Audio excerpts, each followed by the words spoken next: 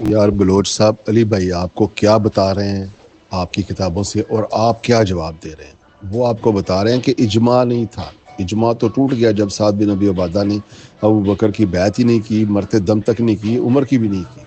اور سعد بن ابی عبادہ کوئی معمولی انسان نہیں تھے۔ سعد بن ابی عبادہ قبیلہ خزرج کے سردار تھے، سابقون الاولون صحابی تھے۔ مدینہ ہجرت سے پہلے انہوں نے اسلام قبول کیا مکے میں جا کر، اور نبی علیہ الصلوۃ والسلام نے اپنے آنے تک سعد بن ابی عبادہ کو ہی وہاں مقرر کیا ہوا تھا ان کا سردار، کہ وہ سارے معاملات کو سیٹل کریں جو مسلمان ہو چکے ہیں۔ اور 70 صحابہ صفا ان کے گھر سے کھانا کھاتے تھے، اور وہ اعلان کیا کرتے تھے باقاعدہ ہر روز کہ جس کو تازہ گوشت تازہ دودھ چاہیے وہ سعد کے گھر پہ آ جائے۔ ایسا سخی انسان۔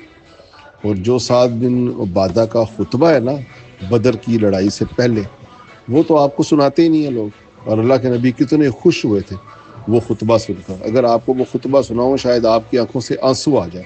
نبی کی آنکھوں سے آنسو آ گئے تھے، اور نبی اتنا راضی ہوئے تھے سعد بن ابی عبادہ کے اس خطبے سے۔ تو اس انسان نے ابو بکر عمر کی بیعت نہیں کی۔ انہوں نے کہا کہ نہیں، میں کبھی بیعت ہی نہیں کروں گا تم لوگوں کی، کیونکہ میں نے نبی سے سن رکھا ہے کہ قریش سے پھر ایسا حکمران آئیں گے کہ جو مدینے کے اوپر حملہ کریں گے اور مدینے کے انصار کے ساتھ قتال کریں گے۔ تو بعد میں اگر اسی طرح قریش سے ہی ہوتے رہے تو پھر ان لوگوں کے ہاتھ میں خلافت نہ آ جائے جن لوگوں نے سے ہم نے جنگیں کی ہوئی ہیں۔ تو حضرت عمر نے کہا تھا سعد اگر ایسا ہو گیا تو پھر جینے کی کوئی خواہش نہیں، پھر مر جائے۔ اتنا یعنی کہ ان کو تھا کہ ایسا بھی ہو سکتا ہے، تو پھر ایسا ہی ہو گیا۔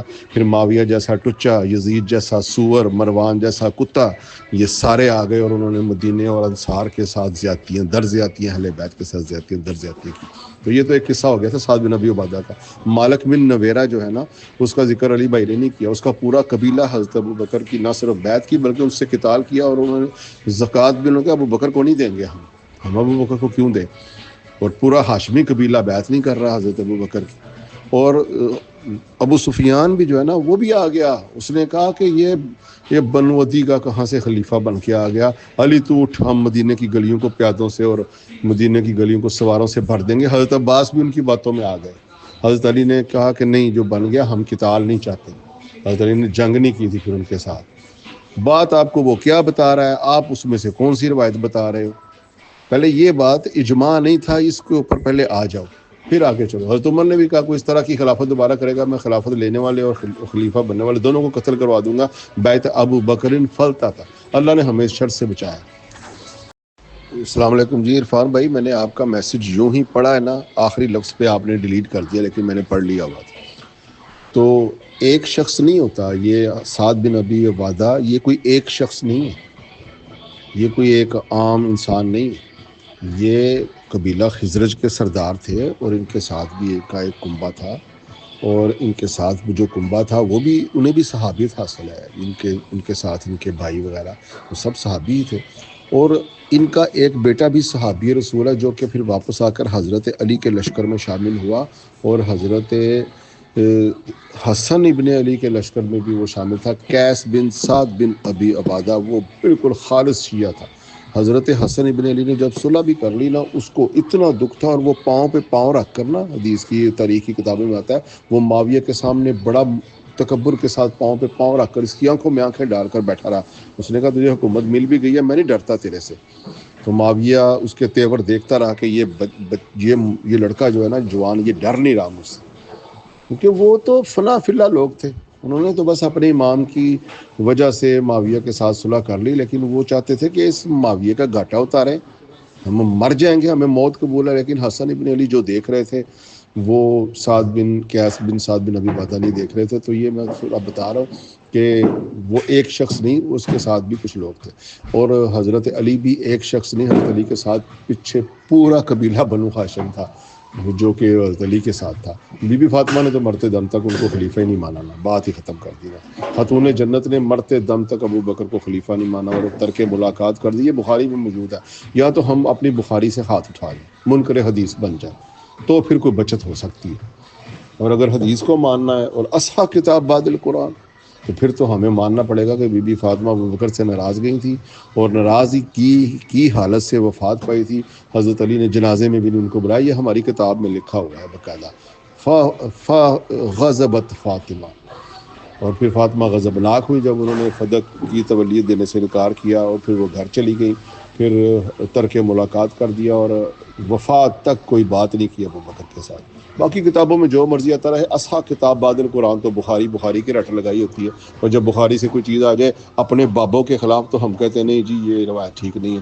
تو اس طرح تو مولانا اسحاق رحمہ اللہ ہمارے استاد کہا کرتے تھے، جب شخصیات کو دفاع کرنے جاؤ گے نا تو علم رخصت ہو جائے گا، پھر شخصیات ہی پکڑ کے چاڑتے رہنا، پھر علم جو ہے نا وہ تم سے رخصت ہو جائے گا۔ شخصیات بچیں یا نہ بچیں، علم گیان، ہم نے علم بچانا ہے، ہم نے شخصیات پرستی نہیں کرنی۔ ہمارا تو عقیدہ ہی نہیں ہے کہ صحابہ کرام معصوم تھے، یہ تو اہل تشیعوں کا عقیدہ ہے نا، کہ ان کے اہل بیت معصوم عن الخطا ہے۔ اہل سنت کے ہاں معصومیت رسول اللہ صلی اللہ علیہ وآلہ وسلم پر ختم ہو گئی، وہ خاتم النبیین بھی ہیں، خاتم المعصومین بھی ہیں۔ اہل سنت کا تو یہ عقیدہ ہے، وہ صحابہ کرام کو معصوم عن الخطا سمجھتے ہی نہیں۔ تو جب ہمارے نزدیک ابو بکر عمر عثمان معصوم عن الخطا ہی نہیں ہے، تو اگر ان سے کوئی خطا ہو بھی گئی ہے تو کوئی نہیں، وہ بشری تقاضے سے ہم اس کو خطا ہی مانیں گے۔ تو بات یہ ہو رہی تھی اجماع کی، تو پھر حضرت فاطمہ تو بغیر خلیفہ مانے دنیا سے گئی، اور ان کا بھی ایک حیثیت ہے، سیدۃ النساء اہل الجنہ ہے۔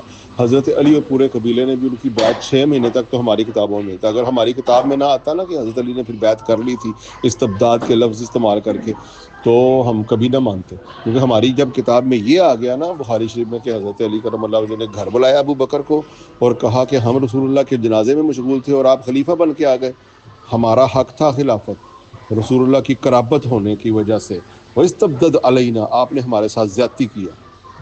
حضرت ابو بکر رونے لگے، اب کوئی بندہ رونا شروع کر دے تو حضرت علی بھی رونے، کہا ٹھیک ہے چلو پھر خلافت کے معاملات صحیح چلتے رہے، ہمارے حق تلفی ہوتی بھی رہے، ہم قربانی دیں گے۔ پھر حضرت علی نے جا کر ان کی بیعت کر لی۔ اسی روایت میں پھر آگے لکھا ہوا ہے یہ سارا کہ بی بی فاطمہ بھی ناراض دنیا سے گئی، اور اس روایت میں ایک خطرناک بات اور بھی لکھی ہوئی ہے جو اکثر مولوی آپ کو بیان نہیں کرتے۔ جب حضرت علی نے حضرت ابو بکر کو بلا بھیجا تو ساتھ یہ کہا اکیلے آنا، عمر ہمارے گھر نہ آئے۔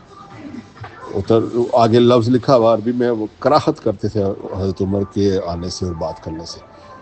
وہ بعد میں وہ محمد علی مرزا اور سب وہ جو ہے نا وہ تھوڑی سی مٹی ڈالتے ہیں کہ جی وہ جو نا ذرا وہ بڑے جذباتی ہو جاتے تھے، اس طرح حضرت علی نے کہا فلا، وہ جذبات سارے ان کو حضرت علی کے سامنے نظر آتے ہیں، بدر و خندق میں دکھا دیتے نا اپنے سارے جذبات، تو اہل بیت کے سامنے سارے یہ غصے والے جذبات دکھانے۔ تو یہ حضرت عمر نے بھی کہا تھا اکیلے نہ جانا نقصان پہنچائیں گے، تو ابو بکر نے کہا نہیں، رسول اللہ کے گھرانے سے یہ توقع نہیں کی جا سکتی کہ گھر بلا کر مجھے کوئی نقصان پہنچائے۔ تو یہ تو حدیثوں میں لکھا ہوا ہے، اس کے آپ ڈیپلی جا کے پڑھیں، دیکھیں کیا چل کیا رہا تھا ان کے گھروں میں اہل بیت کے بارے میں۔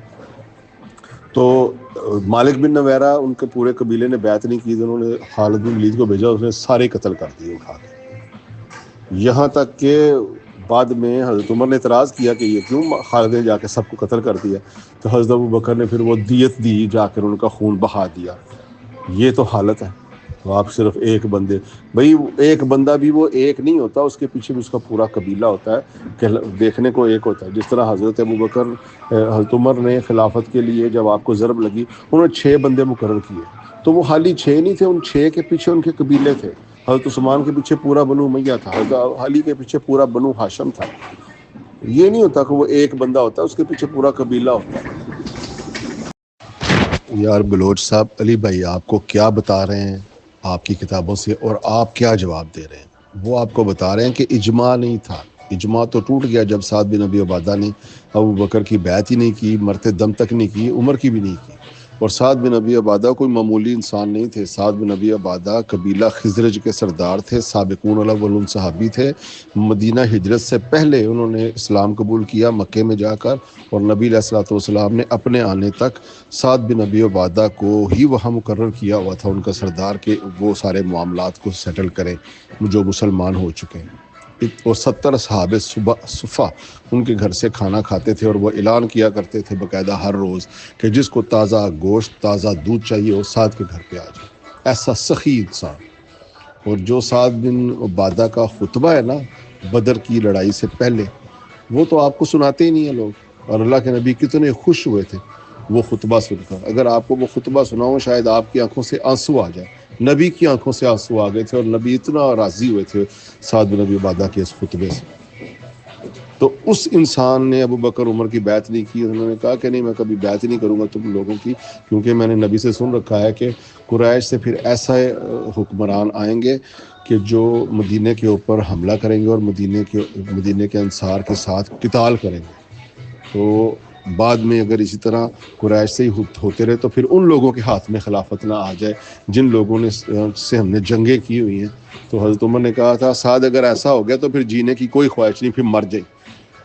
اتنا یعنی کہ ان کو تھا کہ ایسا بھی ہو سکتا ہے, تو پھر ایسا ہی ہو گیا.